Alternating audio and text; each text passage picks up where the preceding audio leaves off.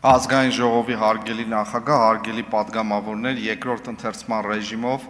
ներկայացնում եմ Հայաստանի Հանրապետության ջրային օրենսգրքում փոփոխություններ եւ լրացումներ կատարելու մասին եւ Հայաստանի Հանրապետության ջրի ազգային ծրագրի մասին Հայաստանի Հանրապետության օրենքում փոփոխություն կատարելու մասին օրենքների նախագծերի փաթեթը,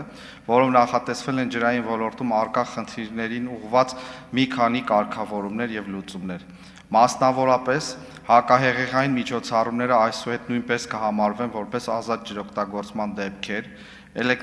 էլեկտրական էներգիայի արտադրության լիցենզիայի ժամկետի երկարաձգման դեպքում ջրօգտագործման թույլտվությունը ավտոմատ չի երկարաձգվի,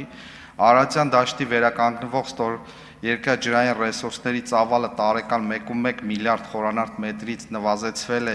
եւ համապատասխանեցվել փաստացի ծավալին 926 միլիոն խորանարդ մետր, որը կբաշխվի ջրօգտագործողների միջև ըստ ջրօգտագործման գերակա ուղղությունների եւ չափաքանակների,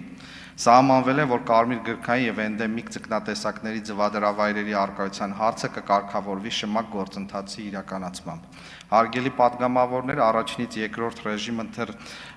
ժամանակահատվածում նախագծերում բովանդակային առումով կատարվել է մեկ կարևոր փոփոխություն, նախագիծը լրամշակվել է այն տրամաբանությամբ, որ այսուհետ բոլոր այն գործունեությունը, որոնք կապված են ջրօգտագործման թույլտվության հետ եւ պահանջում են նաեւ շմակ փորձաքննության անցկացում, ապա տնտեսավարողը կարող է դիմել, ստանալ ջրօգտագործման թույլտվությունը, որն անմիջապես կկասեցվի, մինչև տնտեսավարողը լիազոր մարմնին կներկայացնի շմակ դրական եզրակացությունը, որի համար նա կունենա 1 տարի սահմանված ժամկետ։ Այսքանը, շնորհակալություն, խնդրում եմ կողմ քվեարկել նախագծին։